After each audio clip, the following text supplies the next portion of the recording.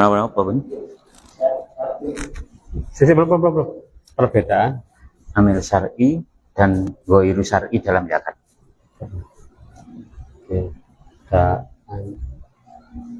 amil syar'i dan ghairu syar'i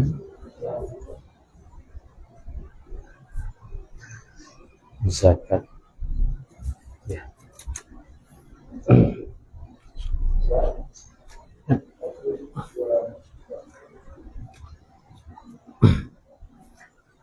Assalamualaikum warahmatullahi wabarakatuh. Waalaikumsalam warahmatullahi wabarakatuh. A'udzubillahi minasyaitonirrajim. Bismillahirrahmanirrahim.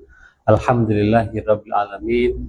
Wabihi nasta'inu ala umuri dunya waddin. Sayyidil mursalin wa ala alihi washabihi ajmain.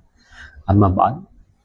Sobat NU Turen Official dimanapun Anda berada dan apapun yang Anda kerjakan pada kesempatan kali ini, bertemu kembali bersama saya Muhammad Arif, masih di program Ngaji Online persembahan dari MBCNU Kecamatan Turen melalui kanal resminya yakni NU Turen Official.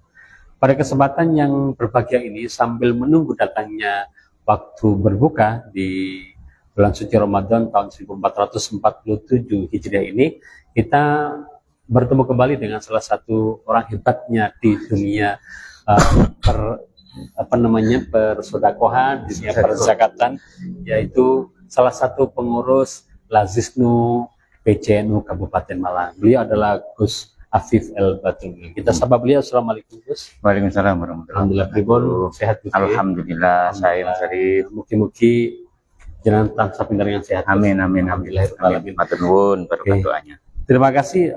Pada kesempatan yang berbagi ini, alhamdulillah kita akan membahas lebih jauh, lebih dalam lagi tentang bagaimana kita memahami perbedaan dari amil syar'i dan ghairu syar'i dalam dunia zakat. Karena sekarang kita sudah memasuki bulan suci Ramadan dan sebentar lagi kita akan melaksanakan salah satu ibadah yang mulia, yakni zakat fitrah. Tetapi kita belum paham kemana akan ditasarufkan dan kemana kita akan berikan. Apakah kita sudah sesuai memberikannya kepada seorang amil yang betul-betul syar'i dalam dunia agama? Hal-halnya akan kita bahas lebih jauh yang akan dibahas oleh beliau Gus Afif El-Batul Munir. Tapi sebelum kita bahas, ini tentu perlu kami ingatkan bahwasanya acara ini dipersembahkan oleh Lazisnu MBCNU Kecamatan Turen dan juga dipersembahkan oleh salah satu minuman resmi dari NU yaitu Agno. Silakan konsumsi dari Agno, insya Allah akan semakin barokah dan memberikan ada kesehatan. Baik, Sobat NU Turen Official, lebih lanjut, lebih lengkapnya akan kita mendengarkan paparan yang sangat lugas, lebih luas tentang perbedaan amil syar'i dan ghairu syar'i dalam dunia zakat yang disampaikan oleh Gus Afif El-Batul Munir. Kepada beliau Gus Afif, waktu dan kami persilahkan. Monggo Gus. Assalamualaikum warahmatullahi wabarakatuh. Waalaikumsalam warahmatullahi wabarakatuh. Bismillahirrahmanirrahim. Alhamdulillahirabbil alamin. Wassalatu wassalamu ala asrofil anbiya wal mursalin sayyidina wa habibina wa syafiina wa qurrati ayunina Muhammadin wa ala alihi wa sahbihi ajmain. Amma ba'du. Yang saya hormati segenap pemirsa NU Turen Official dimanapun berada, juga pada siang hari ini moderator kita yang luar biasa Mas Arif. Sehat Mas Arif ya? Alhamdulillah, alhamdulillahirabbil alamin. Karena sehat merupakan nikmat yang paling utama. Alhamdulillah pada bulan suci Ramadan 1447 Hijriah ini NU Turen Official tetap bisa menyelenggarakan kajian majelis taklim melalui media sosial. Mudah-mudahan bermanfaat untuk kita semua. Amin ya rabbal alamin. Pada kesempatan kali ini saya akan menyampaikan sedikit tentang masalah zakat, di mana zakat itu sebenarnya banyak sekali ilmu yang perlu dipahamkan tentang masalah zakat.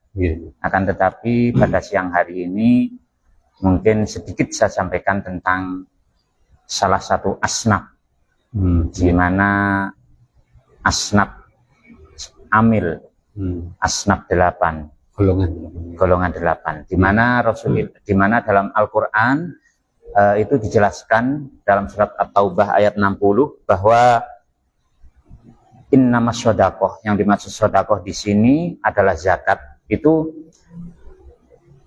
lil fuqara wal masakin wal amilin, bagi orang fakir, orang miskin, dan amil. Amil. Jadi nanti akan saya soroti tentang amil. Meskipun yang lain ini juga ada, tapi juga agak sedikit. Wal mu'alafatu qulubuhum, artinya orang yang mu'alaf, rikob ya, baru masuk Islam.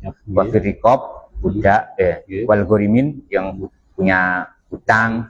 Sabilillah itu di Indonesia hampir tidak ada, orang yang berjihad berjuang. Iya, wabni sabil, anak jalan atau musafir. Nah, jadi ini saya kaji beberapa, karena mungkin kalau kita zakat itu saya melihat itu kita sering salah sasaran, Mas Arif ya. Salah sasaran di mana kita menyerahkan zakat itu bukan pada asnaf. Salah satu contoh itu, dan ini cerita nyata dan di sekitar kita ada masyarakat itu yang ketika kebiasaan itu mengalahkan syariat. Masyarakat itu bertanya kepada saya, ada pembagian zakat di mana zakat dikumpulkan di musola. Setelah dikumpulkan itu kan biasanya ada yang menonton, istilahnya ngerubung. Nah, kebiasaan masyarakat di situ itu orang yang ngerubung atau menonton itu harus diberi. Padahal sesuai surat At-Taubah ayat 60 kan asnaf atau yang diberi itu harus tidak boleh keluar dari itu, Mas Rige. Kelompok itu tidak boleh sama sekali. Kalau resikonya kalau diberikan kepada yang bukan kelompok yang disebutkan itu tadi, maka zakatnya kan tidak sah. Kan tidak. Masa ada asnaf wal ngerubungi, kan tidak ada orang yang ngerubung, kan tidak ada tuh. Tapi itu cerita nyata. Juga ada cerita lagi yang saya tahu dan banyak. Itu ada satu perumahan. Satu perumahan ini cerita kepada saya. Zakat itu dikumpulkan, setelah itu disadur, dibagi lagi ke perumahan itu tersebut kan. Apakah itu asnaf atau kan nggak tahu. Terus itu bisa makan zakatnya sendiri. Juga mungkin di sekolahan itu kadang ya mungkin pembagiannya seperti itu, kadang di tukar-tukar atau bagaimana itu. Kita juga mungkin menemukan banyak kejadian seperti itu. Terus panitia. Nah, panitia ini yang paling banyak sekali kita menjumpai hampir di seluruh wilayah, di mana panitia itu ternyata itu mengambil bagian dari zakat. Mengambil bagian dari zakat, padahal asnaf atau orang yang berhak menerima zakat itu tidak ada yang namanya wal panitiau itu berhak mengambil zakat. Tapi ternyata setelah saya tanya, loh, di panitia ini kok oleh? Ternyata kalau alasannya kalau nggak diberi itu akan puri. Itu akan puri. Nah, itulah problem-problem zakat itu. Maka itu Jamiah Nahdlatul Ulama selaku jamiah terbesar di Indonesia itu selalu memikirkan mulai bertahun-tahun, bahkan tercatat mulai 2011, bagaimana supaya zakat ini tetap sah dan mudah untuk dilaksanakan. Jadi pada waktu Munas di Lombok itu berusaha untuk supaya ada yang namanya amil, amil yang syar'i, dimana memang zaman bapak-bapak kita dulu itu amil itu tidak dikenal. Jadi memang baru-barusan ini ada amil syar'i. Amil syar'i, dan itu sudah dicantumkan dalam Al-Quran. Amil itu memang ada 1400 tahun yang lalu itu sudah dicantumkan, tapi baru di Jamiah Nahdlatul Ulama ini ada amil syar'i ini beberapa tahun baru disahkan. Karena apa? Lumbien kok ganok, itu ada orang tua yang ganok ini memang tidak ada. Karena memang Lembaga Bahsul Masail kita baru berani mencetuskan tentang amil syar'i itu kisaran sekitar tahun 2019. Itu melalui surat edaran PWNU bahwa kita secepatnya disuruh mengadakan yang namanya amil syar'i, karena di pembahasan terakhir ternyata bisa lembaga yang kita banggakan itu punya yang namanya lembaga amil zakat, itu bisa diangkat sebagai amil syar'i. Nah, keuntungannya apa? Amil syar'i dan panitia zakat. Kalau panitia zakat, ini panitia zakat itu kan hanya kalau menurut pengertian hanya sekelompok masyarakat yang mengumpulkan dan mendistribusikan zakat tanpa ada pengangkatan dari pihak berwenang seperti imam, penguasa. Ya pokoknya orang ngumpul, setelah itu mengatur zakat, membagi. Nah itu tidak bisa mengambil, itu tidak bisa mendapatkan zakat. Tidak berhak. Tidak berhak. Terus kalau amil syar'i yang barusan ini mungkin di MWJN Uturen ini baru diangkat ini, dan mungkin diharapkan nanti warga jamaah NU Kecamatan Turen ini nanti semuanya yang selama ini menjadi panitia itu bisa di SK-kan supaya menjadi amil syar'i, itu karena amil syar'i itu sangat luar biasa pengaruhnya dan sangat bermanfaat untuk keabsahan zakat. Karena nopo Mas Arge, amil syar'i itu adalah bagian dari asnaf. Begitu kita zakat, setelah kita zakat langsung dikasihkan ke amil syar'i, berarti kewajibannya sudah gugur, sudah selesai. Karena apa? Sudah jatuh kepada asnaf 8. Seandainya, bahkan di surat edaran PW tersebut, seandainya amil syar'i itu ada yang nyeleweng, tapi kan nggak mungkin, masa kita jamiah atau ulama nyeleweng, kan nggak mungkin. Maksudnya nyeleweng itu gimana? Contoh, setelah orang yang zakat diserahkan ke amil syar'i itu, misalkan amil syar'inya nakal, itu diambil sendiri, dibawa pulang, terus dibuat masak keluarganya, nggak dikasihkan, itu sudah sah sebenarnya. Karena sudah jatuh kepada amil, kepada istilahnya naib atau apa itu, pengganti. Jadi orang yang zakat ke amil, kewajibannya gugur. Ini kemarin ada pertanyaan seperti ini.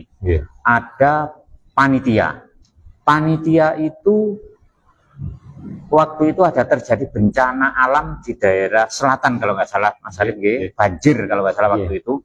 Akhirnya panitia itu berinisiatif beras zakat dibawa ke daerah selatan. Setelah dari sana ternyata ada musibah, mobil yang mengangkut itu malik, zakatnya orang ini istilahnya hilang, terkena air, terbadai, hilang. Setelah itu orangnya bingung, panitianya bingung, gimana zakatnya? Ternyata bertanya kepada seorang kiai, belum sah. Karena apa? Belum sampai kepada mustahik, belum sampai kepada asnaf. Nah, itu. Lah seandainya orang yang bawa itu sudah diamil syar'ikan, sudah di SK-kan, maka itu sudah gugur kewajibannya meskipun berasnya malik. Nah itulah enaknya. Maka amil syar'i ini menjadi sangat penting. Maka kita mungkin perlu mensosialisasikan tentang betapa pentingnya amil syar'i ini, meskipun rasanya sama saja, panitia sama amil itu sama saja. Hanya yang membedakan amil itu punya SK, punya SK dari lembaga amil zakat, punya SK, karena SK itulah yang nantinya menjadi orang itu berhak menjadi amil. Nah terus gini, ada masalah biasa yang kemarin ditanya itu, bagaimana kalau seorang amil ini punya SK tapi tidak dibaiat? Kan ada biasanya baiat. Banyak itu yang bertanya, kalau belum dibaiat itu apakah sah? Ternyata jawabannya sah. Jadi seorang amil itu yang penting punya SK, nggak perlu datang ke kantor MWJ Turen ini seperti ini semuanya minta baiat, nanti kantornya nggak muat, nggak usah, nggak apa-apa. Nggak. Jadi kita kalau ada yang bertanya, loh dulu kok nggak ada amil? Memang nggak ada, karena itu baru tahun 2017 itu ada ketua PBND waktu itu, mungkin Yai Said Adil Sirot kalau nggak salah itu, bertanya kepada Menteri Agama waktu itu Surya Dharma Ali kalau nggak salah, itu bertanya, kenapa kok nggak bisa menjadikan lembaga amil zakat ini sebagai seorang amil syar'i? Ternyata problem di situ, ternyata hanya Basnas saja yang bisa kan gitu. Sedangkan Basnas nggak mungkin menjangkau kita sampai pedesaan, kan nggak mungkin. Sangat terbatas sekali tenaganya. Ternyata kalau Basnas isinya diangkat, kalau sudah diangkat oleh pemerintah, berarti harus mengeluarkan SK pemerintah itu. Kalau sudah di SK berarti harus ada bayarannya. Seperti negara mengeluarkan SK untuk pegawai negeri, harus ada bayarannya. Kalau misalkan di sini setiap musola di SK-kan oleh negara, maka negara akan bangkrut. Karena apa? Nggak bisa bayar. Ternyata setelah itu ada solusi dari Kementerian Agama dan alim ulama yang berdiskusi bersama para menteri tersebut 2017-18 itu, ternyata diangkat itu sama dengan diizinkan, itu sama saja.